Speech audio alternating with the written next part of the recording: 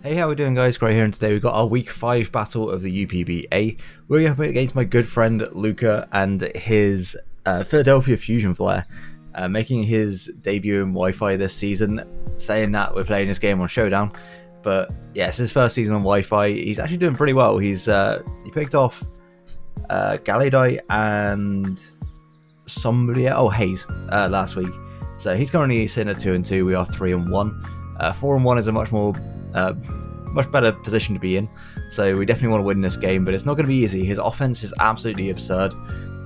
He has a Tapu Fini. It's one of the best checks to URSHIFU in the game, and Weaver will kind of just run through a lot of my team. So he's got Blaziken, he's got Speed Boost Blaziken as well. Forgetting entirely about that. So yeah, the team we're bringing is just Assault Vest, Scent Scorch, a Choice Scarf URSHIFU, Rocky Helmet Diancie, Coalberry Slowbro, Assault Vest Nidoking, and Life Orb Kartana. Game plan is kind of just try and check his special offensive Center Scorch mainly.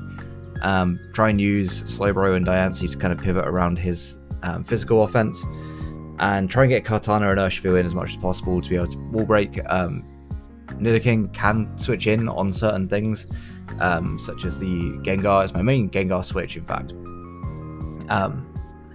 Because it will go in return. Obviously, it's a Nidoking, and because we're Assault Vest with a pretty good amount of special defense investment as well, like max HP, we're able to take 2 Spec Shadow Balls from Modest. I want to say, I don't remember the calcs exactly, but it was certainly there to be able to always be able to check Gengar. Scent Scorch actually has a really good matchup. Flash Fire prevents the Blaziken from being able to use Flare Blitz. Close Combat is not doing a great deal to me, and the other moves probably going to be Knock Off, maybe Thunder Punch, which should never OHKO me. Not that we can do a great deal in return, but it will be able to at least take a hit and be able to get some chip damage, especially if it is Life Orb. The Goodra, we're going to be able to Fire Lash into Leech Life twice, should be able to knock it out. Depending on his investment, he could be very physically defensive. In that case, and that's not going to happen. Rotom obviously doesn't want to take on Scent Scorch. Both Nidoking and Scent Scorch can take on the Rotom fairly effectively. Weavile, I've got Diancie and I've got Colbur on Slowbro to try and check that absolute monster. And then Finny, it's just going to be a matter of trying to wear down to either get it in range of URSHIFU or potentially be able to stall it out with the Slowbro. Because Future Sight plus like doing a bit of damage. I don't actually remember what my last move on this was. I think it was just Hydro Pump, Future Sight, Slack Off, Teleport. Yeah, Finny we just need to break down for the URSHIFU, and honestly URSHIFU kind of cleans up this game later on. If we can get rid of Gengar, then his close combat switch-ins are just Finny. He really doesn't have anything else that wants to take it. And Kartana just claims one every time it comes in pretty effectively, as long as it's not Scarf Goodra, I guess, with Fire Flamethrower. We should always be able to claim one. Yes, I should get into this. I'm going to lead off with Scent Scorch. It kind of covers the most things on his team as he actually leads off with Gengar.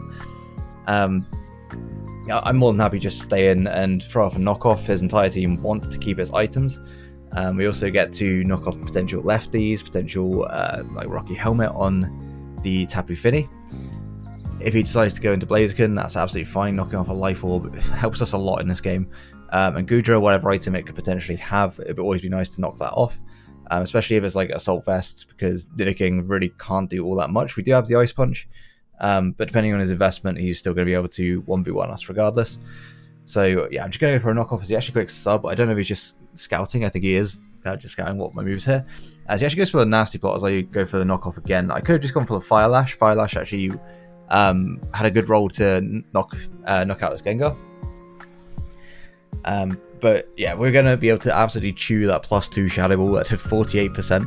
I'm Assault Vest because his only rocker from memory, or rockers, were Regirock and Bronzong, and I didn't feel like either of those had a good matchup here, so I was pretty comfortable just going with Center Scorch. If I did see Regirock or Bronzong, if I saw Regirock, that'd be a bit more problematic because I can't realistically. I could stay in Fire Lash, Power Whip, and just kind of trade Center Scorch for Regirock, but if it was a Bronzong, I don't really care too much about Bronzong.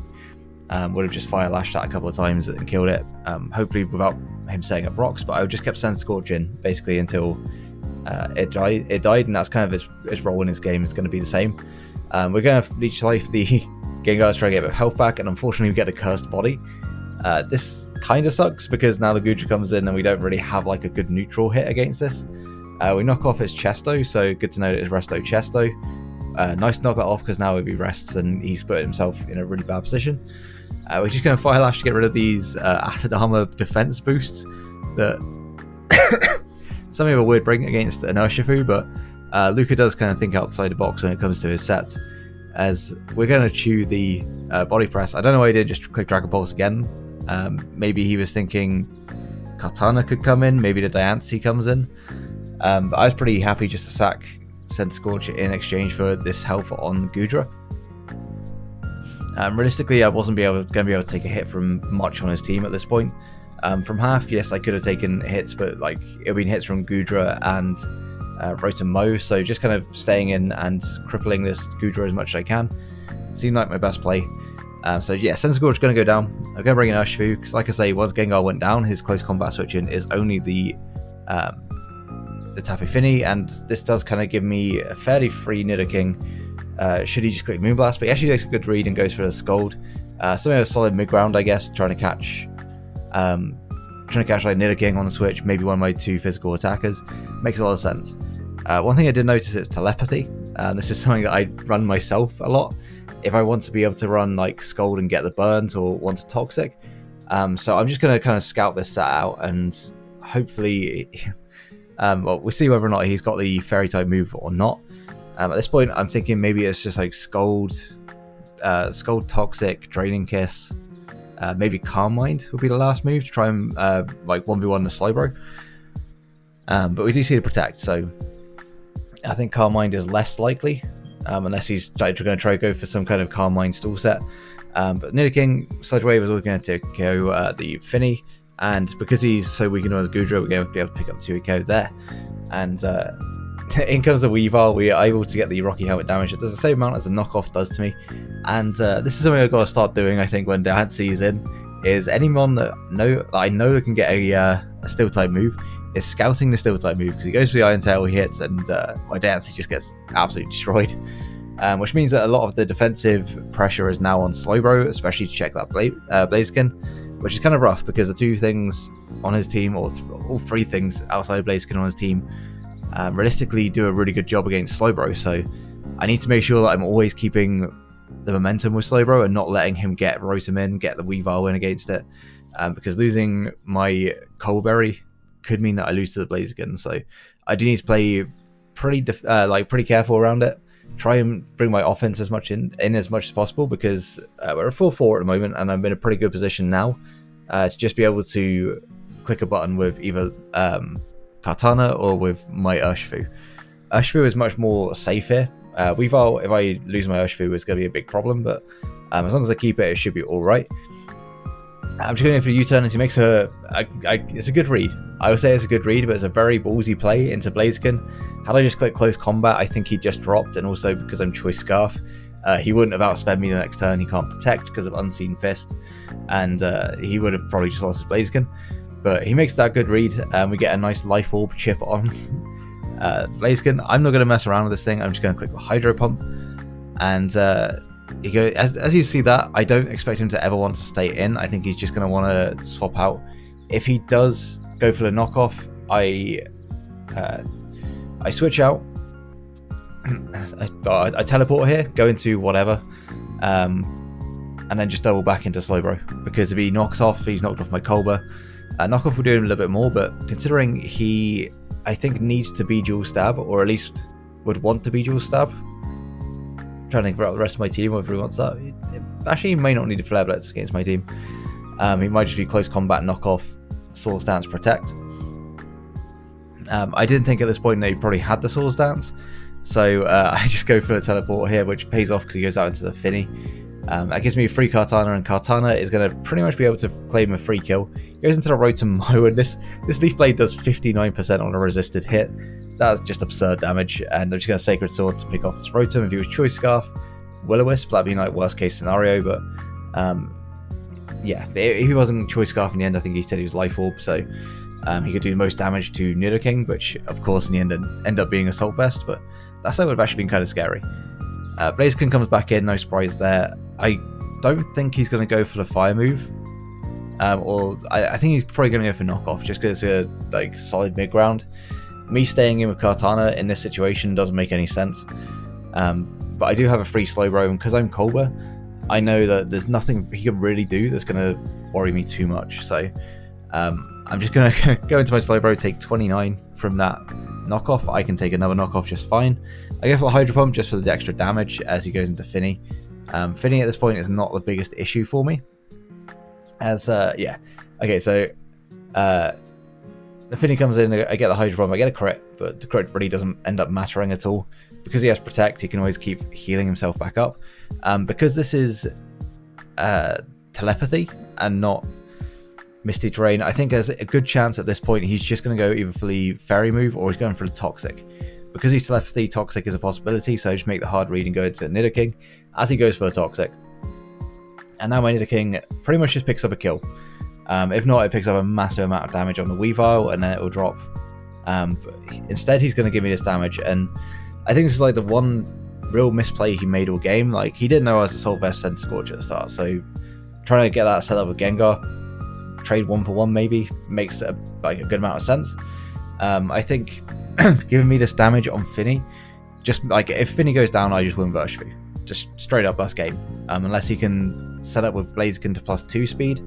Even then I have the Slowbro, so I'm not too worried about that. At this point, Hydro Pump probably knocks out, well, I certainly knock out Blaziken and do a good amount of damage to the Weavile, but as long as I keep my Slowbro alive, there's no way I lose to the Blaziken unless it manages to get to +4 attack with Swords Dance or something.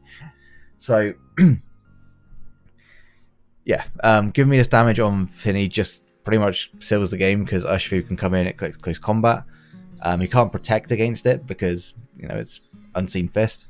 Also, if he just kills me here, I go into Kartana, I claim a kill, and then I just stay in against the Blaziken. As the Blaziken tries to do anything against me, I just stay in effectively. But at this point, it's pretty much just gonna be game because he gives me the Finny damage. He does go for the Protects. I respect the attempt to get the double Protect. I'm sure we can hear that noise. I don't know what that is out there, but something is happening outside. It's making a lot of noise. He does go for the double Protect, but at this point, it's going to be just URSHIFU going to clean up late game. Yeah, I'll let him knock out my Nidoking. I have no reason to try and make any kind of reads. Click close combat. This is probably going to kill like 20 Weaviles. And then Blaziken comes in. He goes for a Protect. He said he remembered Unseen Fist. I'm not so sure, Luca. I'm not so sure. Going to be able to pick up the KO and pick up a 3-0 win against Luca. And for those who don't know, like, Luca's one of the few people that I've kind of helped really get into Draft League. So whenever we play, it's kind of like a kind of student-teacher thing. He was already pretty solid though when he started playing. So yeah, every time I face him, it's a little bit worrying just because, like, you kind of don't want to lose to the person you taught to play, I guess. I don't know. But yeah, he's also a very good player. He's definitely gotten better and better. And his content is hilarious, by the way. You should absolutely go and check him out. His link will be down in the description below. Really happy to pick up the win here. 4-1 is a good position to be in going into week 6. We've got a tough schedule though. We do have a tough schedule. Play Sventoon and then play Q. I think we've got Migs, Galladite at some point in this end season as well. Galladite's been on an absolute tear as of late as well. So, in fact, the one game he did lose was against Luca. So, yeah, I've lost my train of thought entirely. If you did enjoy the battle, please do like, subscribe so you don't miss out on future content. And until the next one, have a great day, guys. Peace.